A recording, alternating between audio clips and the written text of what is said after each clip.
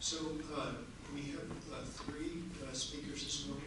I'll introduce them. In an earlier version of the program, you may realize we're missing two speakers. Professor Rob Stamans and Dr. Sumit Agrawal are not here with us today. But this is sad that we'll have time for a little more time for the three speakers that we have.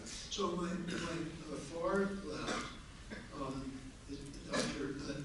Yuki Yoshino, and is a professor emeritus at Keio University in Japan. He was the dean and CEO of the Asian Development Bank Institute.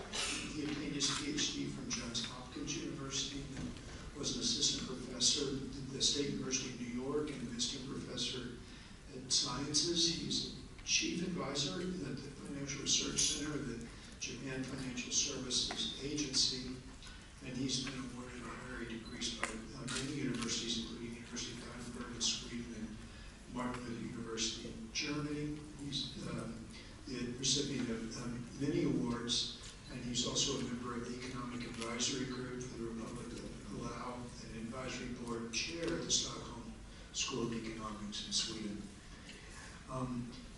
Next is Professor Renate Schubert, who's an economist with a focus on behavioral economics in the field of energy and environment, as well as on social resilience topics. She's a professor at the MTI in Zurich since 1992. Is connected to Singapore since 2014 through her research work on future resilience systems program at the Singapore House Center. She published many scientific papers on coping with climate change, in particular urban heat, on behavioral mechanisms to let citizens behave more environmentally friendly and less energy consuming. Immediately to my left is Professor Zhenhua Zhao, is the David Nolan Dean and Professor of Applied Economics and Policy at the Dyson School of Applied Economics and Management at Cornell University. He was the co-editor of the Journal of Environmental Economics and Management and served on the editorial board of many journals in the environmental field, including GENE, the Review of Development Economics, the Annual Review of Resource Economics, the Review of Environmental Economics and Policy, and Frontiers in Economics in China. He conducts research on a broad area of environmental and resource economics with special interest in global climate change, environmental regulation, technology adaptation, and dynamic decision-making under uncertainty. His publications have appeared in all the major journals in our field. So we have a very distinguished panel this afternoon to talk about environmental policy. Each of our speakers will speak for about 15 minutes, and then we'll open it up for Q&A. So shall we start? Would you like to begin? Yeah.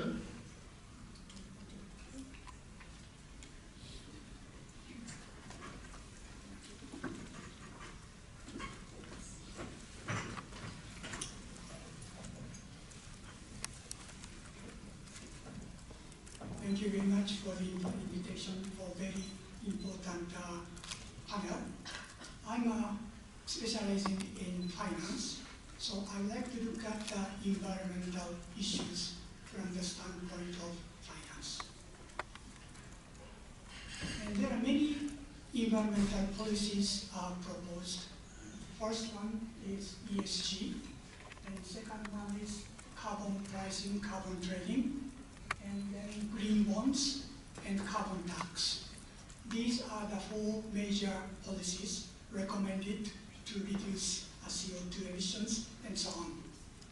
And today I'm going to talk, these four policies will become identical as long as we can measure the exposure of CO2 emissions well. Then we can select one of them to reduce the environmental problems. First, we'd like to look at the financing side of these environmental policies. Investors used to look at rate of return and risk. However, nowadays, investors have to pay attention to ESG or SDGs and so on, focusing on environment. Then the objective function of investment will be changed not only R, rate of return, and sigma square risks, but also we have to include ESG or green component into the objective function.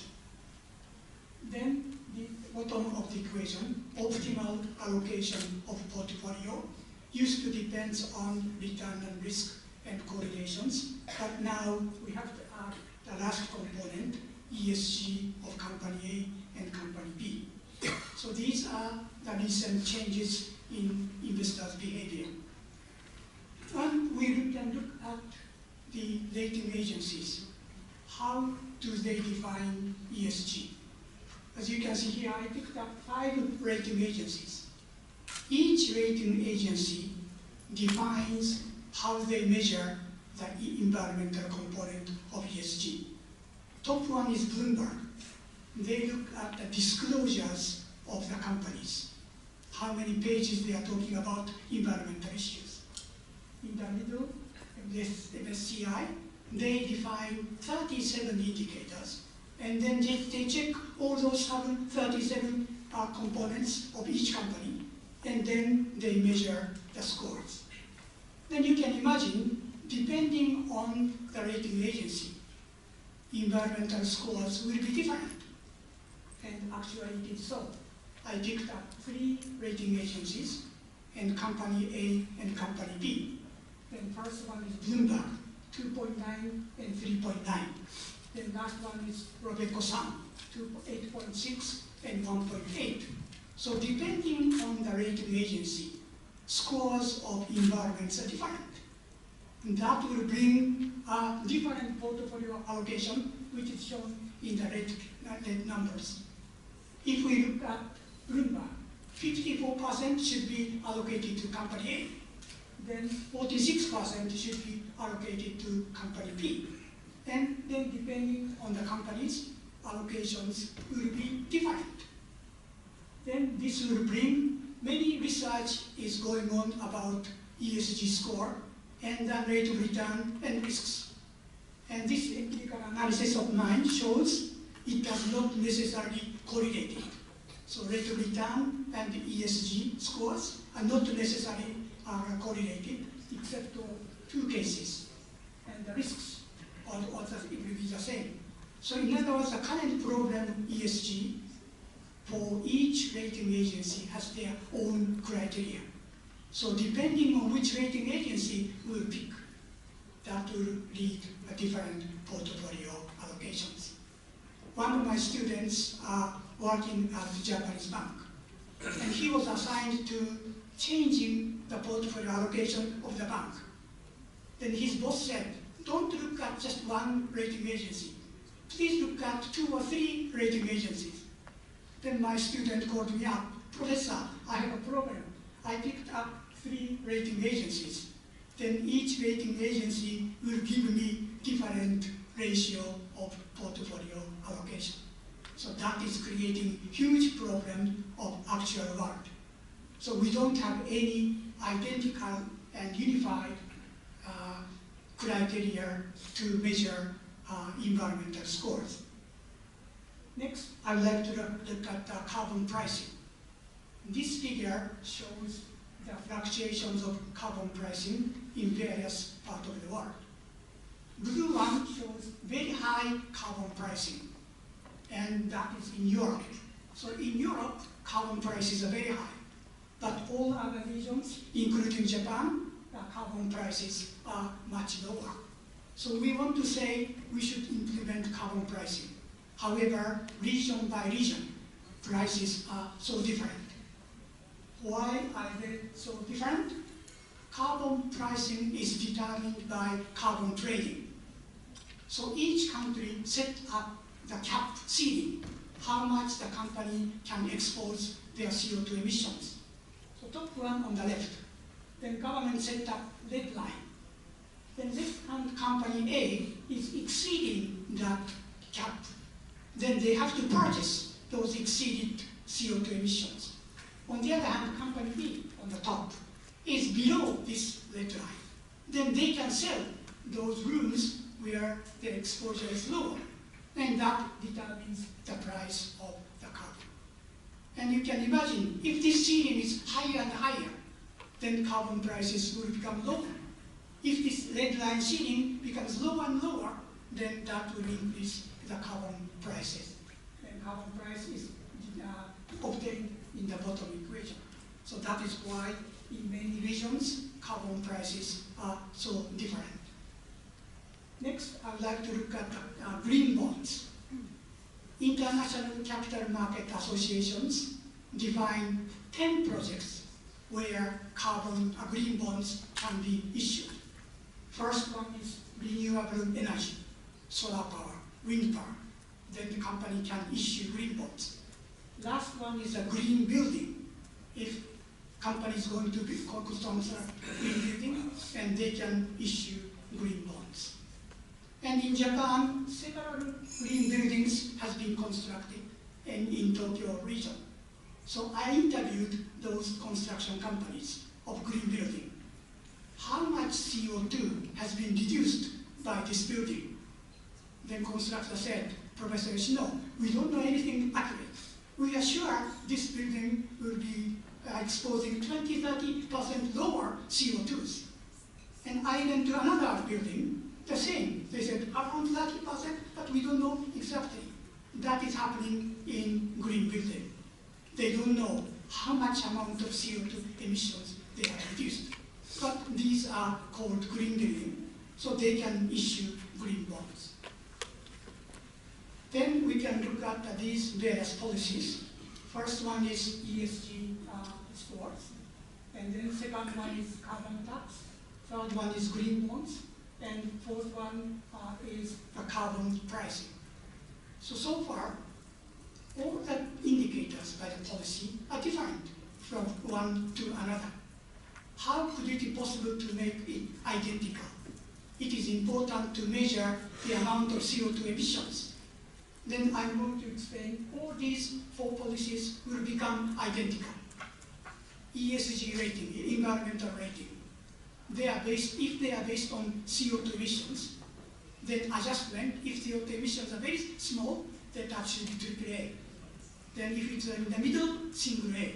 If it's very bad, CCC, and so on.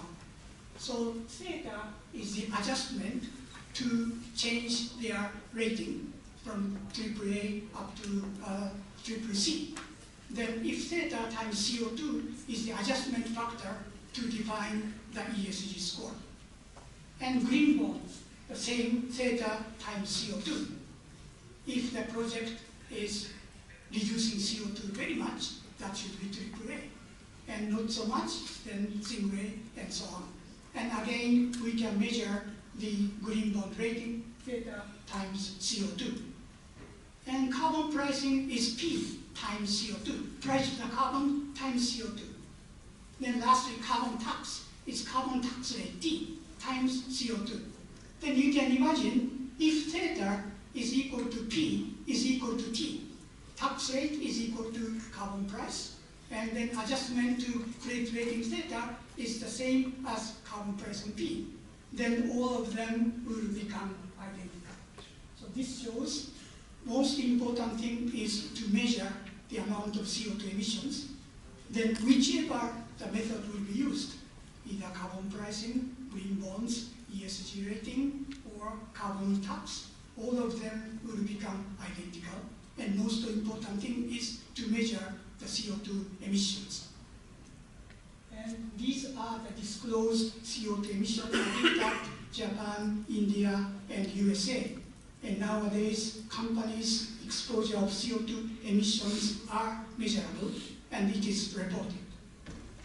And in Japan, this is the equipment where we can measure the amount of CO2 emissions, temperature, moisture, and the amount of CO2 emissions. By this equipment, we can measure how much CO2 has been exposed in the room. In Japan, the Yokohama city next to Tokyo, all the schools, primary school, secondary school, high school, they have these equipments in the classroom. Then the students know how much CO2 they are exposing every day. So this way, we can measure the amount of CO2 emissions.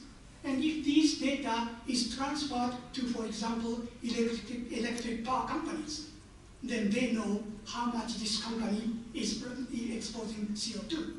Then they can charge carbon pricing together with electricity charges. So it is theoretically possible to put these equipments in all the industries, including small businesses, and then we can measure a CO2 amount of CO2 emissions.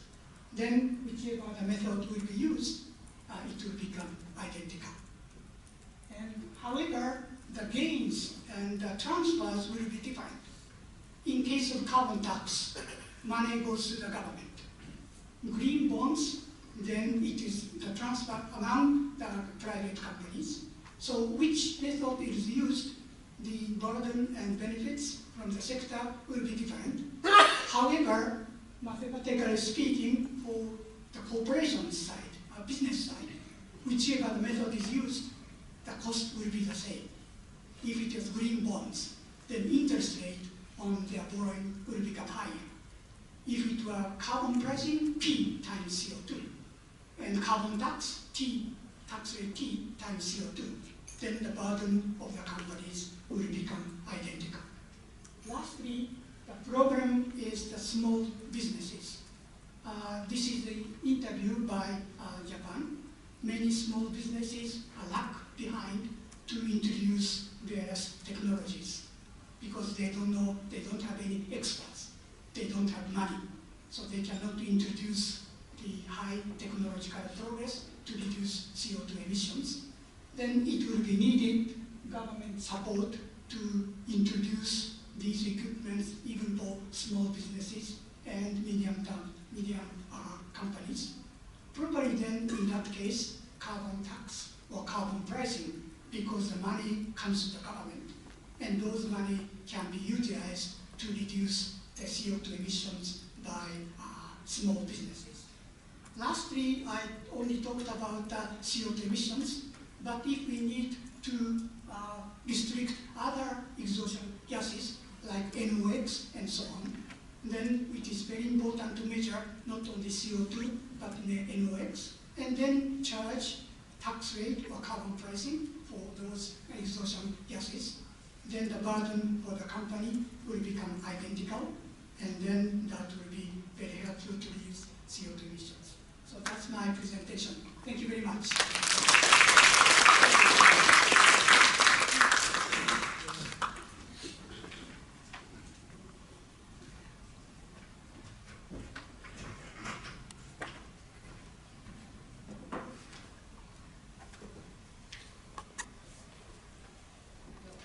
Thank you very much. So as you can see, the topic of my presentation is the so-called true cost dilemma. And first I would like to ask the question, what exactly are we talking about? So what we see is that global climate change causes a lot of environmental problems in many, many countries. I have put here some examples like heat waves. We see this currently in the southern part of Europe, flash floods, which you know very well from Singapore, droughts, hurricanes, etc. And at the same time, what we also see is that people behave in a way which rather stimulates instead of hinders further climate change, and hence additional environmental problems will occur. And I'm interested in a core reason for this observation that we see increasing climate change, but also behavior of people that even exacerbates this climate change. And this core reason is that many problematic activities, and I just gave here the example of flying, they are too cheap and do not reflect the so-called true costs of the respective activity. And that brings me to the so-called true cost dilemma. Often we have the problem that the true costs of climate change and the respective activities that enhance climate change are not known. We heard something like that already in the first presentation, that we do not know how much CO2 is emitted. And the problem is even worse in the sense that even if the true costs would be known, there is no effective consider these true costs when they are deciding on how to behave. Many citizens, if you ask them, they declare that they want to behave in an environmentally friendly way. However, often they do not behave accordingly. They would need to deliberately refrain from some activities that are problematic in the sense of climate change, but they cannot rely on effective mechanisms guiding them. And this is the dilemma which we are facing. If these problematic activities would be much more expensive, then we would see the effect that goes in the right direction. So, what are the true costs of climate change?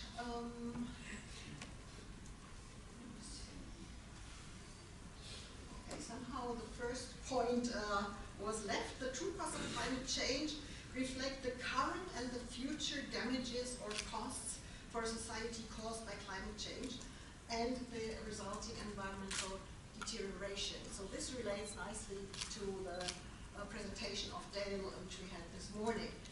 So the true costs can be calculated per ton of CO2 emissions, and the different activities of individuals or companies can be tagged by their respective CO2 emissions. Now the problem is that the current estimations have a huge variation. I just put up here the most recently used, the literature used estimations. They vary between 300 and 1,000 euros per ton of CO2, which corresponds to between 450 and 1,500 Singapore dollars. You see there's a big difference between the two limits, and the dilemma is that if existing, the factual CO2 prices are much lower. We heard that Europe has CO2 prices, but they are in the area of 120 to 200 Singapore dollars, so much below what the current estimations of the factual costs are. And of course, we are confronted with negative externalities, which you as economists all know. That means costs that occur without being fully reflected in the price system. Oh, there it is. And so these negative externalities are a problem, as you all know from your basic microeconomic courses, because consumers then purchase too much. And you all know this graphical presentation where we have the welfare costs of negative externalities, and these costs, the situation in which the true costs are not covered by the prices. I just gave you, or have here a little example for the cost of flying. Civil aviation accounts for between 2 and 5% of the current CO2 emissions worldwide. We have an estimate, it's all estimates which are subject to some potential changes. We have an estimate of 2.8 kilograms CO2 per liter of kerosene per person and per way. If you take a flight from Singapore to Hong Kong, for instance, then you would have an estimate of between 8,000 and 28,000 Singapore dollars per person. If you look on the internet and look up the flight prices, you see that they are much, much, much lower. And so there's a bit of literature about the question why flight fares are cheap compared to other means of transport. So one is that kerosene is not taxed in many countries. Another problem is that CO2 has no price, especially no market price in many countries or most countries. Then many countries have no value-added tax for flights. If you compare flying to going by railway, then it's clear that a railway network needs much more infrastructure and maintenance compared to flying. And then flying is also a very competitive market with competition at the global scale, whereas compared again with railway systems, they have much less competitors. So there are a lot of reasons around why flights are so cheap, and that means we would require some price signals. If we want to reduce flying, or at least prevent an increase of flying, which we saw after COVID, during COVID times, we were at a very low level of flying, and then everybody hoped that we may stay at a much lower level pre-COVID situation. So if we want to at least prevent an increase of flying activities, flying should be taxed as all other forms of mobility or transport, and there should not be paid subsidies, which in some cases are paid. And the prices for flight tickets should cover all private and societal costs. If you have this environmental aspect in mind, or climate change aspect in mind, if you think about equality or other topics, you may come to a different conclusion. So the question is, are there alternative ways? Obviously the price deal doesn't really work. Are there alternative ways to nudge people into the true costs? And we see some things around, like voluntary offsetting, but a lot of people refrain from that because they think, oh, the quality of the offsetting projects is not very good, and in most cases this is a good or a correct perception. We have emission trading, but we have the problem that many certificates are still traded for free, and there's a tendency in the European Union to even increase the amount of freely traded certificates. We may think of a ticket levy, but this has the risk of detouring if not all countries are on board. So in addition to price signals, other ways, we may still need more. We may need more innovative technologies related to, my example, flying. So we are still, or people are still working on lighter airplanes to reduce the amount of kerosene needed. Then there is the sustainable aviation fuel, the SAF, without CO2 or greenhouse gas emissions. But this, of course, would then create a situation in which we have higher ticket prices. But then the question arises, do we really want this? Because then this has the implication that fewer people can fly. We have these inequality aspects. So you see prices play an important role, even if we think about technologies that may come into play. Then another aspect could be changing mobility demand. But as we saw, and I mentioned this already, the behavioral changes with respect to mobility seem to be difficult. We have effects like status quo. We want to do what we did during the last decades. We have some discounting effects that we do not see the future problems. We are just focusing on our current benefits. We have some perceptions of inequality, which motivate us to say, well, everybody should be able to do some flights per year. And as I mentioned in the beginning, we have insufficient information. Now, we could also think of capping the number of flights per person and year, but you easily see that this will not have a high acceptance in the broader public. And an interesting aspect is you could think of introducing personal and tradable CO2 budgets, for instance, for mobility, but also in a broader sense. That means you allocate to every person some amount of CO2 that they can emit per year, and if they are emitting less, they are able to sell the non-used CO2 emissions to other people, and so that could be an interesting solution. And we did some publications on introducing this model of personal and tradable CO2 budgets, which could be an alternative, which somehow might have a bit of a higher public acceptance, but of course introduces some additional problems on the operational side. So with that, I come already to my resume slide.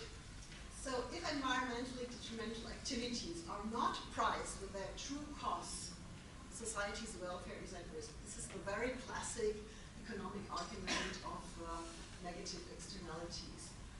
It is hard to determine true costs related to the environment, hard to measure, and especially hard to think of all potential damages which we may have in the future. That again goes back to the benefit cost analysis which we heard about this morning.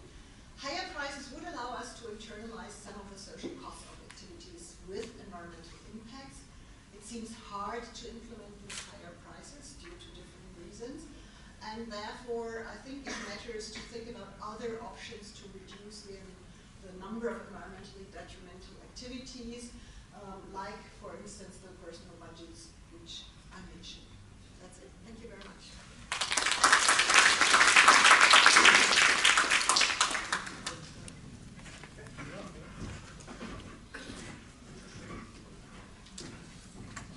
Good afternoon, everyone. I hope you're still awake. So just to wake you up, I'll start by posing a question to all of us.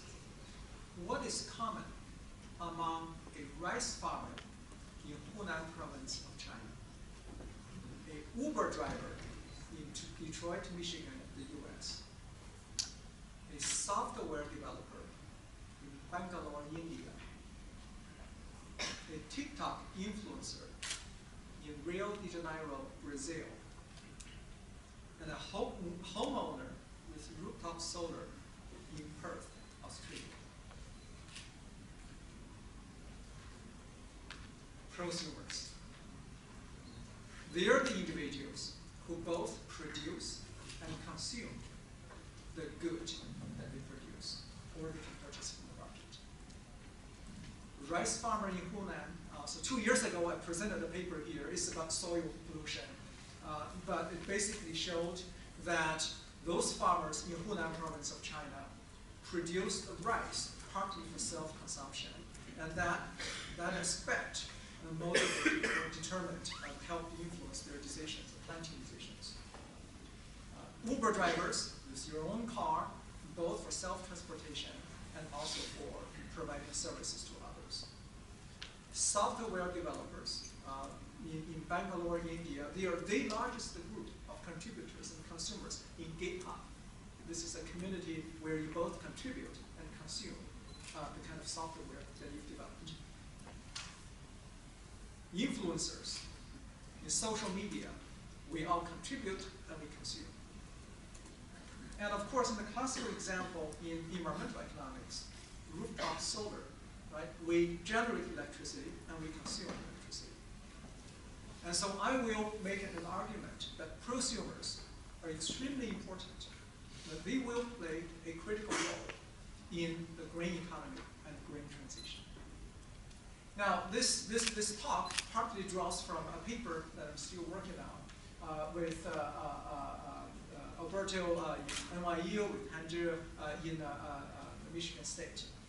So basically what we are trying to do is to develop a theoretical framework for a prosumer economy.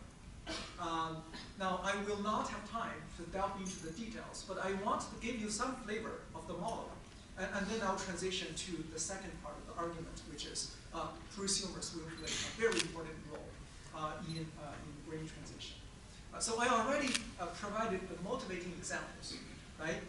But I would like to examples of why presumption is important. But there's one aspect that I think is extremely important. That is, with AI, prosumption will become even more important. Just imagine what we are doing. Legal services. Now with AI, you can do a lot of this by yourself. And maybe at the last minute, you seek the help of a lawyer. Home repairs. You can seek information from AI as to how to do simple fixing without asking for professional services. So increasingly, with AI, we will be prosumers. Most of us will be prosumers in this economy. And so, but and the one aspect. So this I gave you some examples here.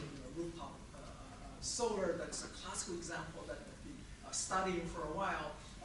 But there are many other examples where prosumption will bring another aspect to the economy in addition to simply I produce and consume, and that is the information aspect. Many times as prosumers, we have more private information regarding the quality of the stuff that we are producing. Right? You're an Uber driver, you know the quality of the car. You're the rice grower, you know how much fertilizer you've used. So that kind of information is another aspect in this presumption kind of economy. But unfortunately, if you look at the economics literature, right now, there's no theoretical framework for this type of phenomena. Part of the reason is prosumption hasn't been that important, but with AI, with all of the kind of developments, it will be more important. And so this is our first attempt at developing a very sort of basic theory of prosumption.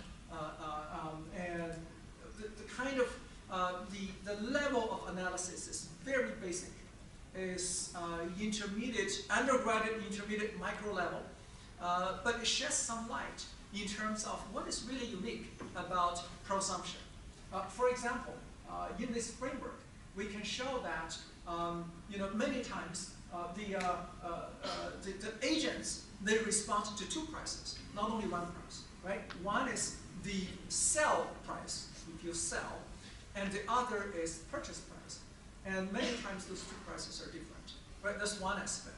And secondly, if you're looking at taxes or other kind of a government intervention, many times when we talk about the hamburger triangle, so that is either gone or mostly gone, because prosumption can basically provide the room to mitigate many of the negative effects of a government intervention. Okay, the bandwidth losses is going to be much smaller. And then, of course, there's the information aspect. So I won't have time to get into the details, but let me start with a very basic theory of prosumption. Think about a two-dimensional kind of space. In one dimension is the cost of production. In the other dimension is the value of consumption of a single unit of a good. Okay? Think about economic agents in this space, right? Some of them have high values of consumption, some of them have low values, and some of them have high cost of production or low cost of production. And then they have the different options of either produce or not produce, right? Or either consume or not consume this good at a certain price. So you have a purchase price and selling price. And then you can basically classify the agents into the different regimes. So let me just start with the figure, not the math. So horizontal axis is the cost of production. Vertical axis is the value of the good if you consume it. And think of economics agents that are evenly distributed in this box, in this square box. Now, if I give you a price P, if the market price is P, now, from the society's perspective, the supply will be basically everybody to the left of price P, right? If you have a cost of production that is lower than the price, then you're going to produce, right? So everybody to the left would be producing, and so that is the society's supply of this good. On the consumption side, given the price P, everybody that has a value higher than price P, they will buy it, they will consume this good. Okay? So the demand of the society is that area above price P. Okay? So this is without prosumption, right? Now, once you have prosumption, basically here's what happens. The upper left square, those are the individuals that has low cost of production, high value of consumption, so they both produce and they both consume. Those are the prosumers. The individuals to the bottom of that, so those are the individuals that have low values from consumption, but low costs as well. They are producers, they are the sole producers. And to the right of prosumption is sole consumers. So they have high value of consumption, but also high cost of production. They don't produce, but they consume. And then the rest to the bottom right corner, they are basically, they're not in the market, what we call hypernatures. Now, in this market, what happens is that in this market economy, what you are going to observe from the market are only the sole producers and sole consumers. The prosumers are basically out of the market. They're producing this for their own consumption. So which means that when you look at the market demand and supply, this would be the two curves would be the societal demand and supply curve. But once you look at the once you take into consideration of prosumption, And then the actual market is much smaller because the prosumers do not participate in this market. You have a demand curve that's to the left, you have a supply curve that's also to the left.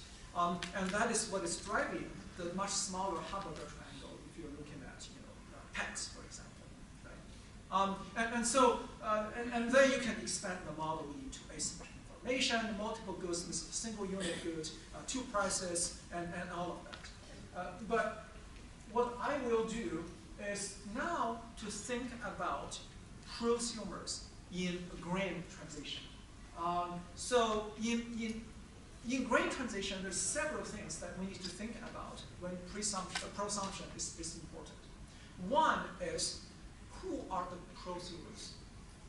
And this is very important in determining the distributional effects of policies. Think about solar subsidies, right? Solar subsidies for rooftop solar, that is to subsidize prosumption. And so who are those individuals who actually receive the subsidy? So that is very important in determining the distributional effects of grain policies. So that's one, which is the distributional effect, which depends critically on who are the prosumers. And the second aspect is prosumption environmental friendly? Is rooftop solar environmental friendly? Is Uber driving or other kind of prosumption activities environmental friendly? So we need a kind of a framework to analyze the environmental effects of prosumption. So there's also another aspect, which is aggregate social motion, right? And so what I will do is to give you a kind of a sketch of some preliminary thinking along those dimensions. For example, in the first dimension, the incidence, the distributional effects of prosumption.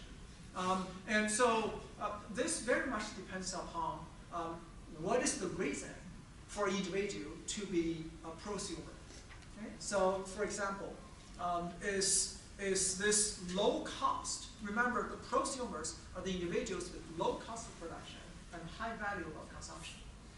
Looking at the cost side, is the low cost driven by individuals having assets so that they can produce the kind of goods with lower cost? And this is the case in the rooftop solar, right? If you are a homeowner, you have a roof relative to renters with lower income who don't have a roof, then individuals with a higher income will be receiving the subsidy. They are the ones who are the prosumers.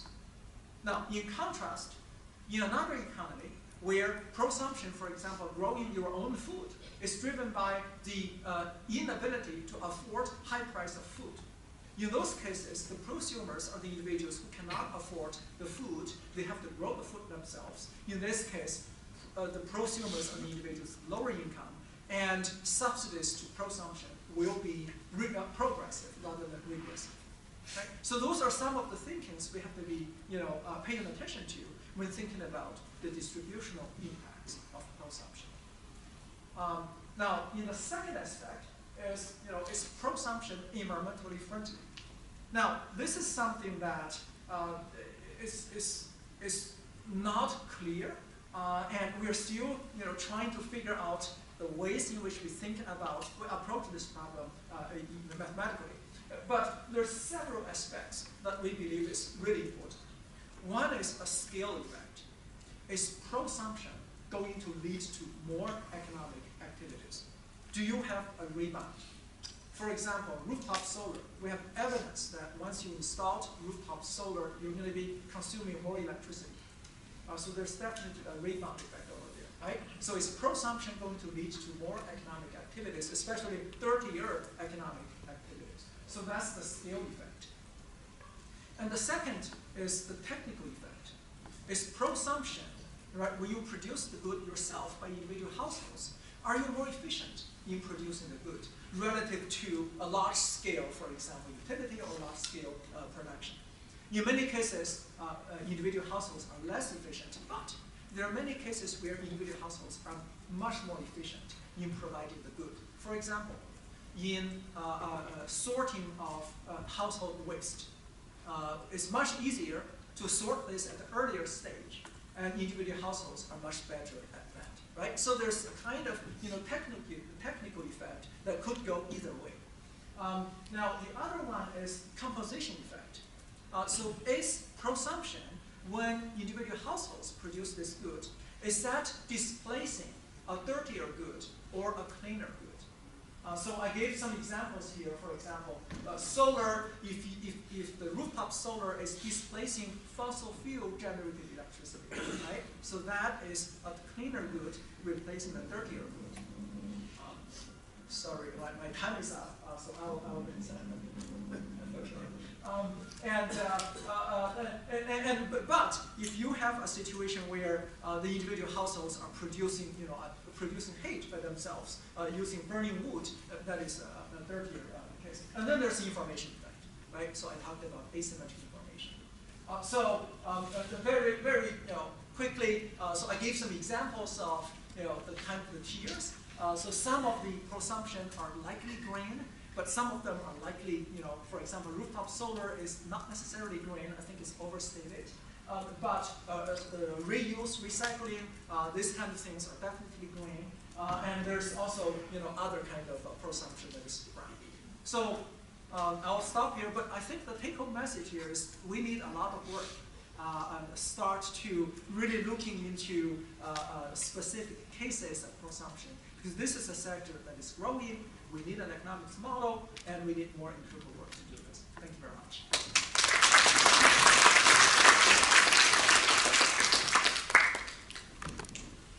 Thank you very much. 3 great presentations.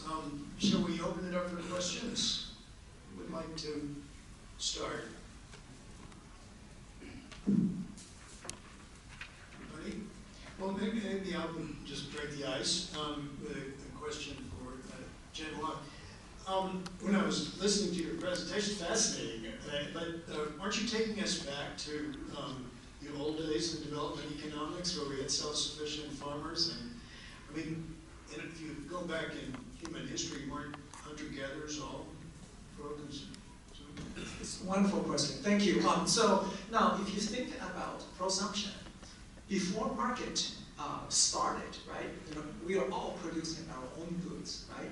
And so, but what's different here is that we have a well-functioning market, but yet we still have prosumption. So that is, consumers now have 2 choices, right? So either you interact through the market, or you do prosumption yourselves. And so there are different reasons for this, right? So that is really where the paradigm, the kind of economic paradigm or economic model is needed, that is not really replicating what is before existing in the market.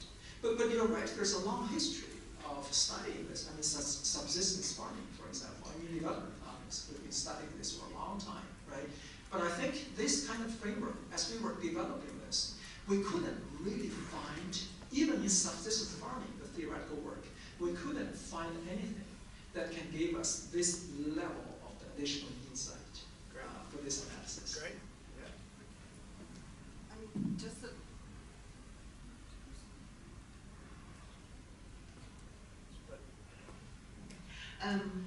just a remark referring to your earlier talk today. I mean, isn't it a cost-benefit analysis that you as an individual have to make? I mean, if you take the Uber driver, either he or she goes to the labor market and does something and earns money somewhere, or he or she is driving his or her car. So, and that's, I mean, a difficult decision, but it's very clear economic principle. If the person has a very low education, and that's what we see in some cases, then maybe it pays more to take your own car and to drive people around. Whereas if you have a good education, which you invested also some money, then maybe it pays off to go to the labor market. Yeah. So just just very quickly, all of the agents here, they're rational, right? Some making rationalizations. But then the thing is, when you have prosumption in the economy, when government policies comes in, for example, right? And that, the kind of the way we think about government policy, cost-benefit analysis, even GDP measurement, right? So the kind of traditional approach is basically not addressing this sector of the economy. Because, for example, when we do GDP measurement, it's all based upon market price and market participation. Now, if prosumption is a major part of the economy, you're missing all of that. Household production, we know this, right? Our GDP never measures household production. But that's going to be so important, right? So it's not really so much the reason why individuals engage in consumption. It is the consequences of that. So that is something that I don't, it's where we need more research. I would like to ask both of you, airplane fare. Okay, if carbon emission is priced properly or taxed properly, then airplane flight costs more. Then they may work hard to reduce their airplane rates or charge much higher. So if those are properly priced, do you think that will help their airplane industry? And also the same thing can be applied. If those CO2 emissions, it was external effect, but if it has been internalized properly, then that will help to those problems. Okay, maybe I just go first and then over to you. So just one remark, I mean, it depends a bit on the institutions you have. If you are an Uber driver and you have an institutional system which makes you somehow declare the money you earn and pay some taxes on it, then it is somehow in the books. Well, it may not necessarily be the case, and it depends on trust in the system and the social compact you have in your country, but I think that there would be an option. Going back to your question, I mean, yes, if we would have this a realistic covering all costs price for CO2, then our problem would be solved. But the fact is that we are obviously not able to install such a price. Even in countries where we have emissions trading, the price is so much lower than the true costs which CO2 causes, that we have to think of other measures or other pieces in this big jigsaw puzzle in order to get our CO2 emissions down. Yeah. So I think the major thing here is that all of this has to be in the second best world, right? Carbon is never going to be priced at $300, right? And air, all of those kind of ESG rating is never going to be capturing all of that, right? So we live in a second best world. And then the question is, in a second best world, what we can do, right? There's policy, there's consumption, there's consumer behavior, and so that's where I think is the level of detail in both policy analysis and in economics modeling is needed, right? But it's second best. Shall we open it up for questions again? Who would like to? Yes, please. Very nice theoretical framework. I just think the way that, for any people who wanted to be the prosumer, you need a network, right? So the market system works a little bit different from it used to be. You need a platform, right? Even for the solar power, for the household, then you need to connect, the nationwide network, right? So I don't know if your theoretical model, have touched upon some of the features of the market system, which is the two sides, not the classical one, right? Absolutely, I totally agree. I mean, that's the thing. This is also why prosumption, I think, now is becoming more important. It's because we have more kind of platforms, right? The Uber, TikTok, and all of those AI, this kind of platforms. So the first model we're developing, we are not dealing with that because we're not there yet. But that's precisely the point. That is, as national governments are either encouraging or discouraging developments of this kind of networks, there will be important implications on a growing sector, which is consumption sector, and we just don't understand that yet. So we have to start somewhere, and that's where we are trying to sort of trying to do the first step. Great. Anybody else? Thanks. Yes, please. Okay, here, and then here. Yep.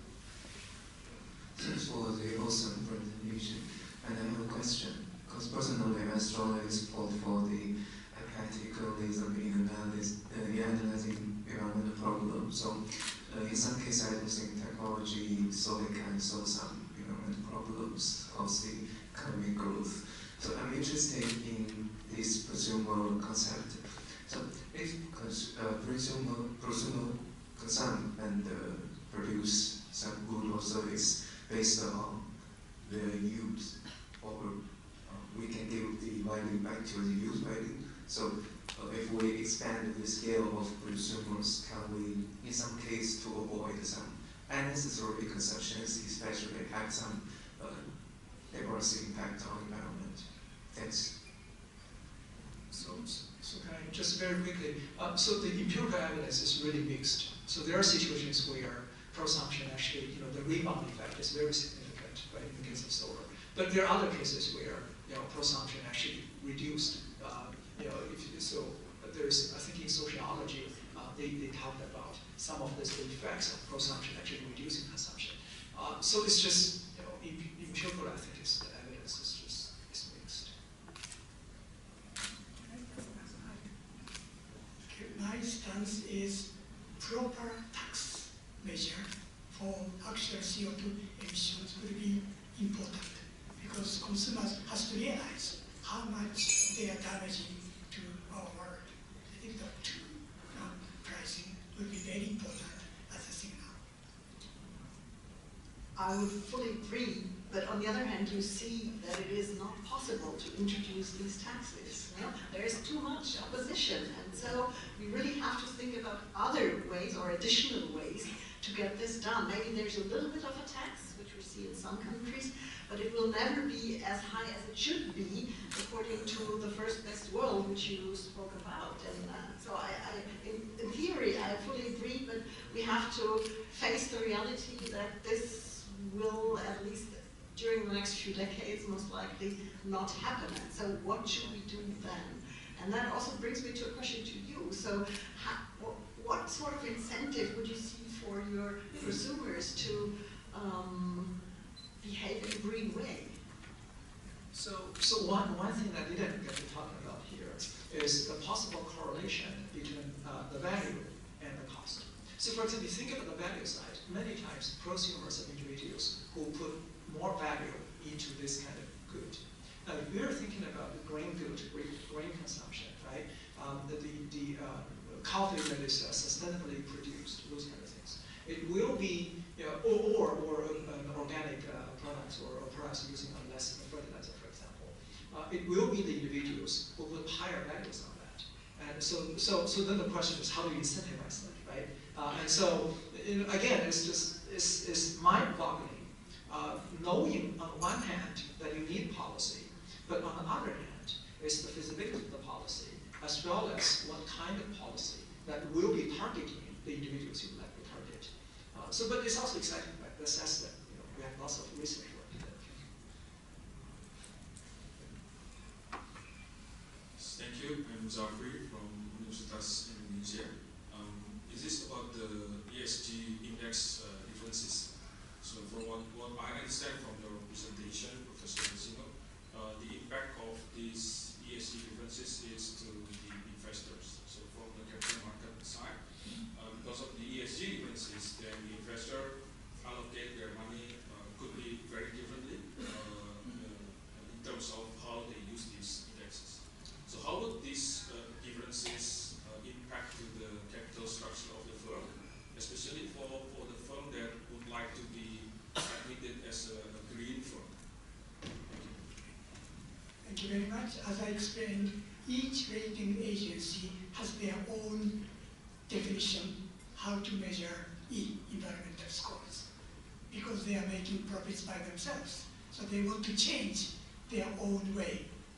Okay? Then companies will pay some money to ask them to score their companies. That's why there's a distortion in their portfolio. The best thing is to measure the CO2 emissions of each company, then make credit rating. That is the best way. And unfortunately, credit agencies want to have their own different criteria to make money. And I think most important thing is we should look at one number, CO2. Then everything will be clear. That's my view. Question here?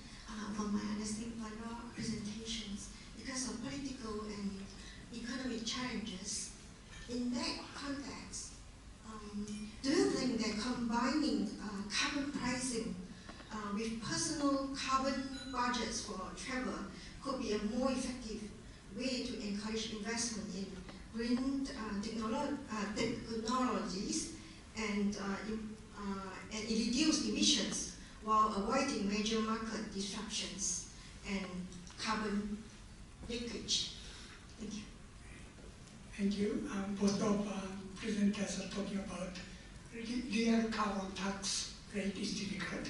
Real carbon pricing will be difficult. But as an announcement, I think we could say real tax rate is this much, and current tax rate is here. The same thing to current real carbon pricing should be here, but the current pricing would be here. So that kind of signal may be possible to show. So that is one comment. Then how about carbon pricing and carbon tax? I'm proposing net carbon pricing, which means carbon pricing minus their efforts to invest into green projects. For example, some company is planting trees. Then that part should be deducted from their carbon pricing. So net carbon pricing or net carbon tax can encourage green investments.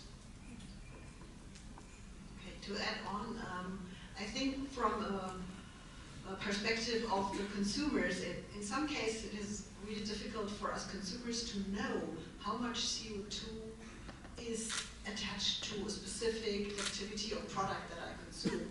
So in Europe we have a famous apple example. So if you buy or eat an apple, you do not know, is this an apple which was grown in Switzerland, for instance, where I am living, and just sold 2-3 days after the harvest without any storage activities, etc.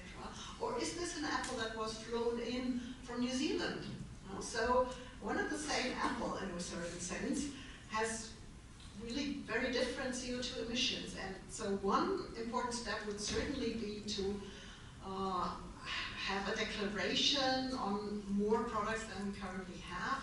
How big is the CO2 emission that is related to the specific product? That would already be a first step. And as we can see from flying, for instance, this is not enough because people know and can easily find how big is the CO2 emission of a specific flight. And they are offered by many companies to buy some offsetting schemes, but they do not do it, or a lot of people do not do it. So we need some other measures to be taken in order to really give a bit more force to that. So information is one piece, but a bit more obligation to really reduce your emissions is the other piece. Can I just add a little bit to this? You know, if you think about carbon, it's an externality, right? I mean, it's an externality we know it's market value, right? It's not priced. So there's, broadly speaking, there are two ways of internalizing or pricing the externality. One, consumers internalize this. If all of the consumers can internalize the externalities, then it's going to be reflected in the market, no problem. Or if consumers don't do it, then government intervention, right, pricing and all of that, right, to have an artificial price. And so I think both are needed, right? But if you look at the empirical evidence, it's clear. Consumer side is the effect of consumers internalizing the externality has been minimal. It exists, but it's minimal. And so far it is government policy that is driving the reduction in carbon emissions or driving the carbon price. So the European Union did a much better job in terms of over $100 a ton of carbon versus China, $10 or $20. California is in between. So, but it's really governments that is driving this. And I think in the long term, it's still going to be governments. Consumers are going to be really hard. Could I just add, I want to just emphasize what Jinwa and Renate are saying about the magnitude of these externalities. I don't think we often really appreciate what the social cost of carbon is telling us. If I just use Renate's numbers, and I'm not, you can use your own numbers, but she was saying social cost of carbon might be $500 per ton. That's a very high estimate, but if people use 15 tons per capita per year, that's 7,000 US, 7,500 US. So for a household of 4, that's $30,000 US a damages per year on the environment are almost 40,000 Sing dollars. So that's an extraordinary number. It means an average household in Singapore is, and you can check the numbers, it's just order of magnitude, but 40,000 Sing dollars damages to the environment. That's what the numbers that Renate gave us is telling us. So what does that mean to respond to the damages of that magnitude? I mean, I send a signal, you're damaging the environment by 40,000 dollars a year. How useful? I mean, it's an extraordinary number. I just sort of wanted to clarify the magnitude of the damages that we're talking about here. You can't internalize that. That's an income for some households, right? Total income. So they would have to stop doing all those things.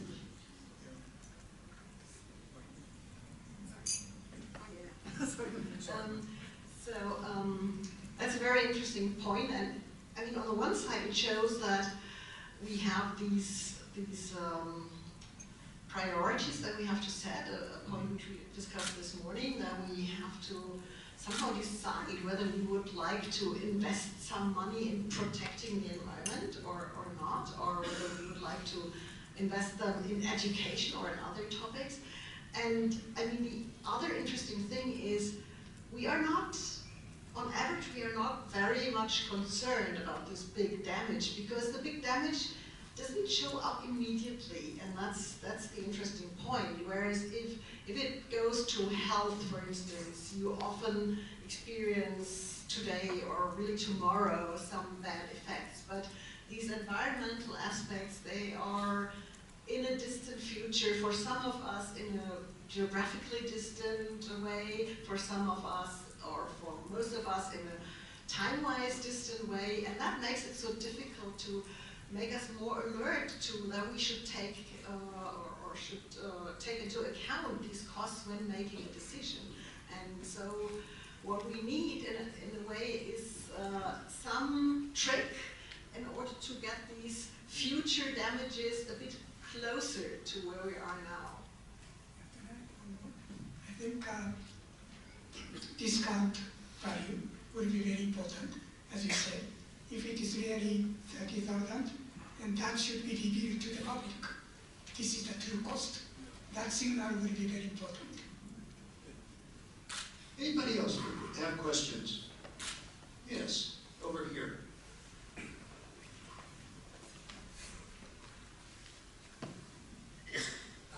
I have just one very general question for the professor. The most powerful man in the world doesn't think, oh, this is a hoax. So what is our stand here, as developing countries dealing with green policies? Thank you.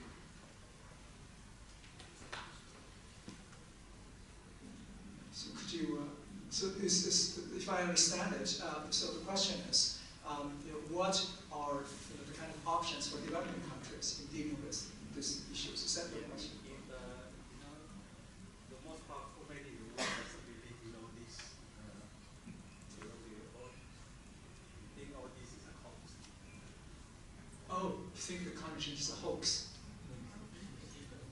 Donald Trump, I mean. Did you get I don't want to mention his name, but at the end of the day, I think Donald Trump doesn't believe in all this. Think all this is a hoax. So what is our stand as a developing country, in all this deal with this situation? Got it. Can I? Yeah. So I'll be very frank. I think that for many developing countries, in terms of, especially for economies that are super large, the number one task is adaptation. It's just, ideally, if it's up to me to decide to design the policy, I would be getting like the top 5 or 6 emitters get together, sign a treaty to reduce their emissions, and the rest of the world doing adaptation, including everybody doing adaptation, That's one. Secondly, technology, right? Technology transfer, green finance, all of that is really important. But we live in a world where the negotiations are through COP system, right? Every year, so there's a conference of parties, and that has been super inefficient. Paris Agreement, there's no leverage for anybody. It's a voluntary system. And so all of the national, national committed whatever contributions is just too low. So this is why we're going to be getting 2.5 degrees for sure, maybe even higher.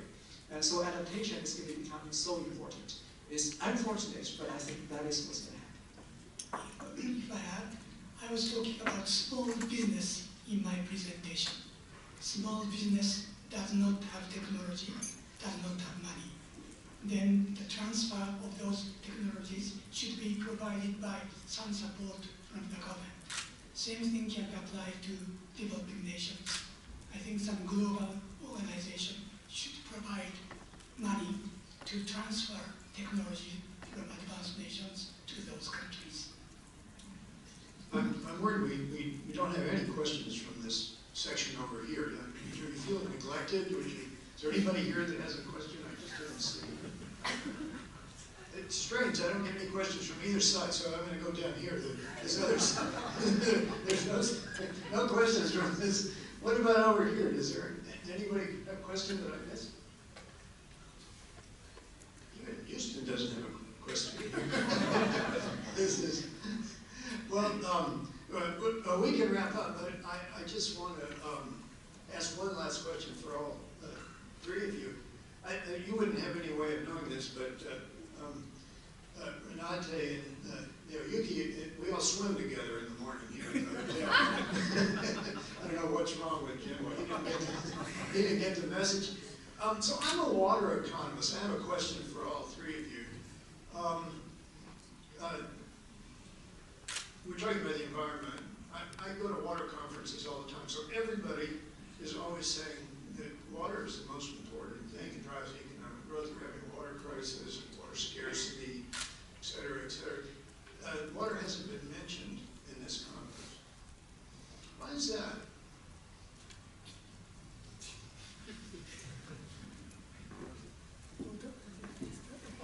Now, what does that say about our I can say it now, water is, but I think, I agree with you, water is super important. There's two aspects, right? One is if you're thinking about adaptation, and water is so important, the quantity, right? Water is so important in terms of adaptation. But in terms of standard of living, the quality of water, especially in developing countries, that's very important. In fact, I didn't get to talk about this. In prosumption, water is prosumption is super important in water. Think about private wells. Think about the water pollution that is pushing households to produce their own food. And thinking about household production of food where they actually use more fertilizer in order to produce it. So I think that is super important, right? So my conclusion, my hypothesis that water was not mentioned was because we had too little time for this session. Okay, I continue. I think that in a certain way, the climate change is the overarching topic, and it has severe consequences for water. And I mentioned a few of them. You have this drought versus flash flood thing. On the other hand, you see that in many countries the glaciers are melting away. So even Switzerland, a very water-rich country, will see some problems in the not so distant future.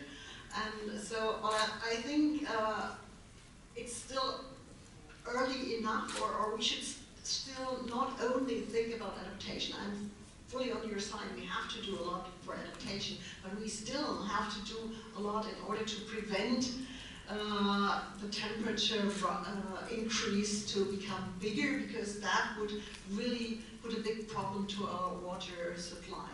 And I mean, we see already in some countries that they have huge disputes about to whom the water belongs, and some even warlike activities are taking place due to disputes over water. So we see that it is an important problem, quality of life in addition. But for me and for this session, I thought the overarching topic would rather be the climate change. In the old days in Japan, water and air are free of charge. Now we have to buy bottled water, and probably in future we have to buy some air from somewhere. So I think water, air, all those are very important. Thank you very much. Thank the panel for a great session, so thank you so much.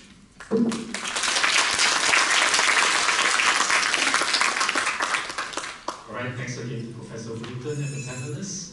I would like to take the chance to thank MTI and the Economic Service for supporting this session as well. So some sociologists might say that modern academia is a prosumption industry as well. So I would like to thank the prosumer audience here, right? Okay, we have a 5-minute break right now, and the next session, the Monetary Authority of Singapore plenary session, will begin at 2:30 p.m. Thank you.